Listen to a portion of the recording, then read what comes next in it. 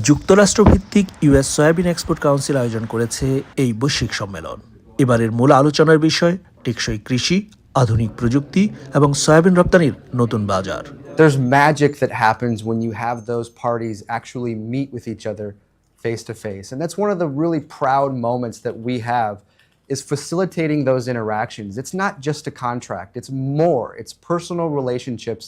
জলবায়ু পরিবর্তনের সংকট মোকাবেলা করে কৃষকের উৎপাদন খরচ কমানো এবং পরিবেশ বান্ধব উৎপাদন পদ্ধতি নিয়েছিল নানা session. U.S. soybean farmers, in terms of negating the impacts of climate change, would, for our operation, would be to employ additional risk management techniques. We're very appreciative that we have access to crop insurance.